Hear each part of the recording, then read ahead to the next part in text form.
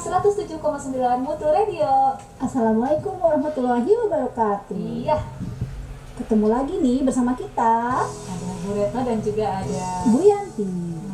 di level 6 ya. Iya betul, di level 6. Gimana nih kabarnya Mutuar? Sehat-sehat? Sehat deh kayaknya, karena udah 2 hari ya. Iya, lu udah istirahat ya. Istirahat, enak Kita banget. kembali lagi belajar di hari Senin tanggal 27 Juli 2020 dengan semangat baru ya Bu Retno ya, Semangat pastinya.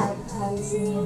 Ya, semangat hari Senin. Biasanya I don't like Monday ya. Ya, tapi harusnya sih kita like aja. Iya, harus diubah dong ya. Sekarang mah I like Monday. Betul. Karena kita akan masuk ke pembelajaran yang baru. Betul. Subtema 2 ya Bu Retno ya. Tema 2 dari tema 1 ya. Ya, satu, tema subtema pertama. Betul. kedua. Betul Sebelum sekali. kita masuk ke subtema 2, kita Review dulu ya, mengingat kembali materi yang minggu lalu nih karena kita belajar bersama. Perkembangbiakan generasi pada tumbuhan itu perkembangbiakan secara kawin. Nah, bagaimana prosesnya? Yaitu serbuk sari jatuh ke kepala petik, disebut juga dengan penyerbukan nih Bu Retno. Iya, kalau perkembangbiakan vegetatifnya secara tidak kawin ya. iya betul sekali. Ada 2. Iya, Ada alami dan juga buatan. iya betul. Alami tidak memerlukan campur tangan manusia, sedangkan yang buatan Itu harus bantuan manusia Bu Retno. contoh deh dikit. Oke, untuk perkembangbiakan vegetatif alami pada tumbuhan, contohnya ada tunas samping, juga tunas adventif, iya betul. Kayak pohon pisang Bu Retno, itu kan anaknya tumbuhnya di sampingnya. Nah, makanya disebut tunas samping, Oke. begitu. Ada juga spora ya. Iya, ada spora di pohon paku-pakuan Bu Retno itu adanya. Ada juga itu yang biasa kita makan tuh kentang. Umbi, Iya, umbi-umbian, ada umbi batang, batang, ada juga umbi lapis. Oke, perkembangbiakan vegetatif. Oke, perkembangbiakan vegetatif Yang pada memerlukan tumbuhan. bantuan manusia. Betul Ada sekali. mencangkok, Ada mengentel, ada stek. iya. Ada menempel, betul. Kita juga minggu kemarin membahas tentang negara-negara ASEAN. Iya. Mereka itu mendirikan suatu organisasi Internasional ya, Indonesia internasional ya, betul. internasional karena ada latar belakang yang sama di antara mereka, yaitu persamaan Nasib, nasib, letak geografis, Iya. kebudayaan dan kepentingan. kepentingan. Iya, betul. Nih, kenapa mereka memiliki persamaan nasib sama kita nih? Karena negara-negara di Asia Tenggara itu ada negara-negara yang dijajah oleh bangsa Barat, kecuali Thailand saja. Iya, betul, pasti sudah tahu sih. Iya, iya. Hebat-hebat lah betulusnya ya. Iya dong. Sekarang ke nilai luhur Pancasila. Oke. Itu dia nomor ya Pancasila yang biasanya kita bahas sila pertama, ya sila pertama. Kedua dan ketiga. Iya. Satu mengandung nilai ketuhanan, kedua yang kemanusiaan, ketiga tentang persatuan. Iya. Oke betuars, kita sudah bahas ya review tentang pembelajaran minggu lalu. Sekarang kita mulai ke subtema 2. Selamat datang di subtema 2. Hewan sahabatku. Iya. Nah, di subtema 2 ini kita akan pembelajaran ke-1 ya. Ya betul Pembelajaran betul. ke-1 ini kita akan membahas tentang perkembangbiakan generasi pada hewan. Dan juga kita akan lebih mengenal kegiatan ekonomi di negara-negara ASEAN. Dan pada akhirnya kita harus bisa Menyimpulkan sebuah atau meringkas dari sebuah bacaan. Oke betuars. Kita mulai ke perkembangbiakan generatif pada hewan. Hewan. Di subtema kedua ini kita langsung ke perkembangbiakan generatif pada hewan. Oke, perkembangbiakan genetik pada hewan adalah perkembangbiakan secara kawin nih melalui pembuahan. Iya. Begitu. Sel kelamin jantan bertemu dengan sel kelamin betina ya. Betul sekali. Nah, perkembangbiakan generatif pada hewan ini dibagi menjadi 3. Satu ada Ovipar, ovipar, betul. vivipar, Yes. dan ovovivipar. Ovovivipar. Kita bahas satu-satu sampai musim paham ya. Perkembangbiakan hewan cara bertelur disebut ovipar. Ovipar berasal dari kata ovum yang berarti telur nih betuars. Nah, pembuahan pada hewan ovipar ini dibagi dalam 2 kategori. Yang pertama ada pembuahan internal, dan kedua ada eksternal. Nah, apa sih Bu Retno kalau pembuahan internal? Kira-kira betuars tahu nggak ya? Pasti tahu sih kayaknya. Menarik ya. Oke, kita bahas. Pembuahan internal adalah proses pembuahan ovum oleh sperma yang terjadi di dalam tubuh induk betina. Hewan yang mengalami pembuahan internal contohnya adalah ayam, burung, dan penyu. Oh, unggas-unggasan ya beratnya ya pastinya ya. Sedangkan pembuahan eksternal adalah proses pembuahan ovum oleh sperma yang terjadi di luar tubuh induk betina. Contohnya adalah ikan dan katak. Oke, ikan dan katak berarti nggak di dalam perut induknya ya Bu Rena ya? Betul. Iya betul. Ciri-ciri hewan ovivar yang pertama yaitu hewan tersebut tidak memiliki kelenjar susu karena bukan mamalia ya. Yang kedua, tidak memiliki daun telinga. Kedua adalah vivipar atau disebut juga melahirkan atau beranak. Perkembangbiakan tersebut ditandai dengan proses pembuahan internal yang terjadi di dalam rahim induk betina. Embrio yang telah terbentuk akan tumbuh menjadi individu baru di dalam rahim induk betina sampai siap untuk dilahirkan. Hewan yang berkembang biak dengan cara melahirkan adalah hewan golongan mamalia atau hewan yang menyusui. Dari yang tadi penjelasan Bu Retno, ada juga nih beberapa ciri hewan vivipar. Nah, yang pertama tadi memiliki kelenjar susu, kedua memiliki daun telinga, dan yang terakhir tubuh dilindungi rambut. Yang ketiga ada ovovivipar. Nah, ovovivipar ini merupakan kombinasi dari dua jenis perkembangbiakan sebelumnya nih mutuars. Jadi setelah terjadi pembuahan, embrio yang terbentuk akan tumbuh dan berkembang dalam telur gitu. Sedikit mirip dengan ovipar, namun telur tersebut tidak akan dikeluarkan dari tubuh induknya, melainkan tetap berada dalam tubuh induknya sampai menetas. Setelah menetas atau beranak nanti dilahirkan oleh hewan betina tersebut gitu. Ya, contohnya ada kuda laut.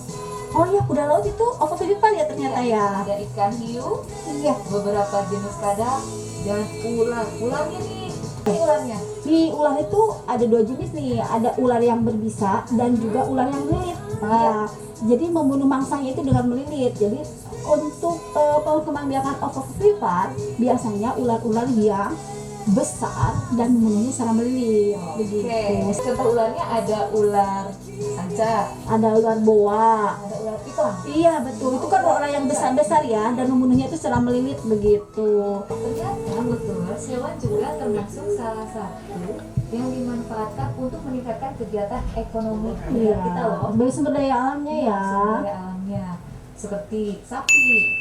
Kayak sapi itu banyak dimanfaatkan ya untuk oleh manusia seperti diambil susunya. Iya, diambil dagingnya. Betul, diambil tenaganya nih.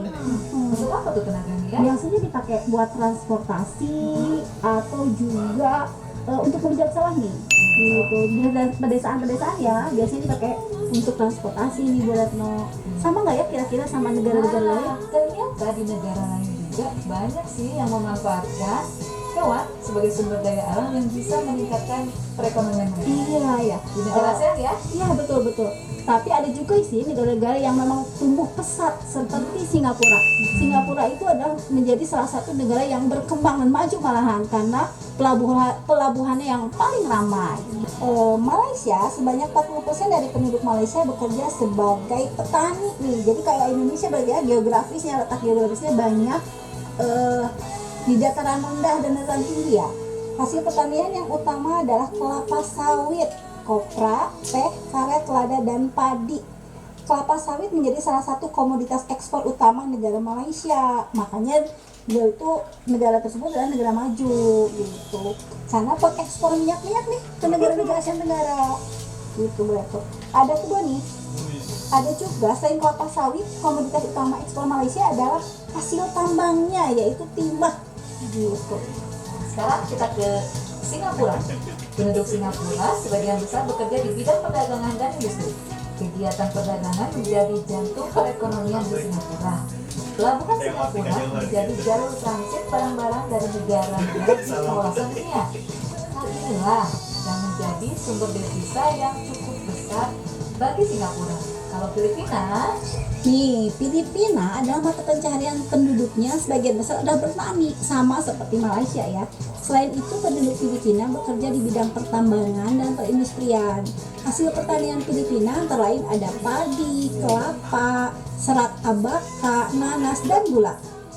Negara Filipina ini dijuluki home of the Green Revolution. Kenapa ya? Yang berarti rumah revolusi hijau. Revolusi hijau adalah gerakan perubahan dalam sistem pertanian agar menghasilkan padi yang berkualitas tinggi dalam waktu yang cepat nih. Hebat ya, berarti sudah mengembangkan pertaniannya ya, khususnya padi. Bagaimana dengan Thailand nih? Thailand. Kegiatan ekonomi penduduk Thailand adalah pertanian, perkebunan, pertambangan, dan perindustrian. Thailand dikenal sebagai lumbung padi. Betul. Lumbung padinya di Asia Tenggara karena negara ini menghasilkan beras dalam jumlah besar. Nah, Thailand juga menghasilkan sayuran dan buah-buahan yang berkualitas baik. Hasil perkebunannya adalah kayu jati. Kita bahas yang ke negara selanjutnya, yaitu Vietnam.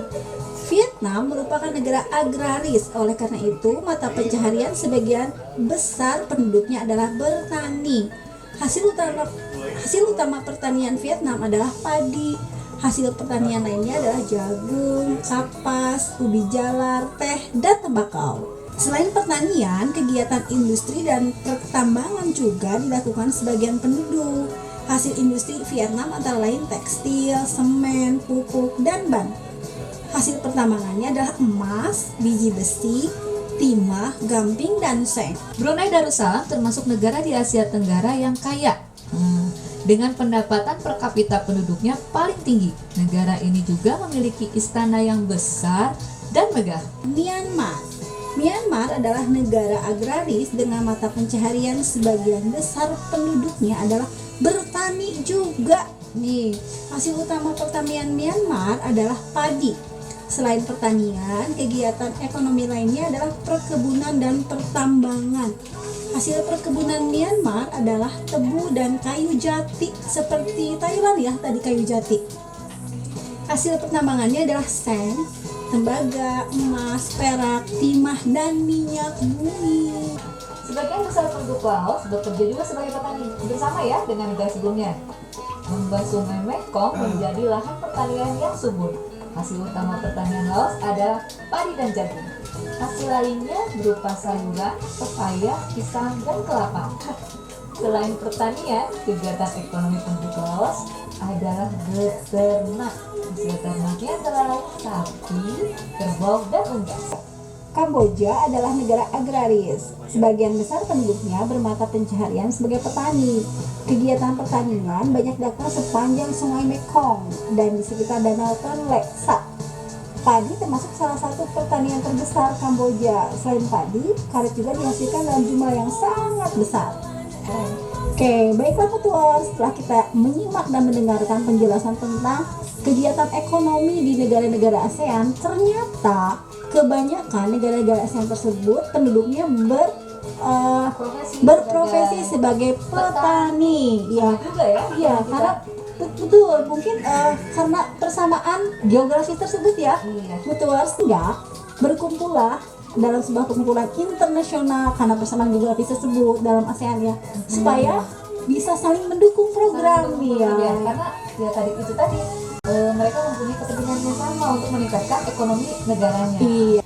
Baik petuars, pembelajaran pertama ini hampir selesai nih. Iya nih. Hampir berakhir ya. Betul, agar lebih seru, kita punya kuis nih. Betul. Nah, Siap-siap ya. siap ya. Caranya kalian tinggal ketik jawabannya di grup WA kelasnya masing-masing. Setelah menyimak video pembelajaran ini. Oke. Pertanyaannya adalah Yang pertama, Ya, silakan. sebutkan hewan yang berkembang biak secara ovovivipat. Contohnya ya, 3 deh. Tidak boleh, Boleh. tapi kita sudah menyebutkan 4 ya. 3 hewan yang berkembang biak secara ovovivipat. Yang kedua, sebutkan negara di Asia Tenggara yang mendapat julukan sebagai lumbung padi dan apa alasannya? Iya, betul. Yang ketiga, sebutkan negara terkaya di Asia Tenggara dan mengapa disebut negara terkaya. Alhamdulillah Mutuars, pertemuan pembelajaran hari ini sudah selesai.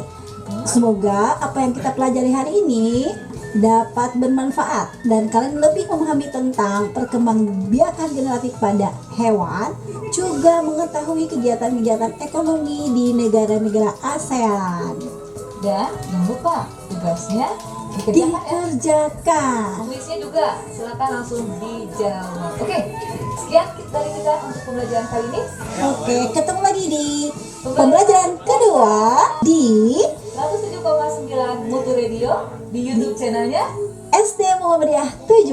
Oke, Assalamualaikum warahmatullahi wabarakatuh.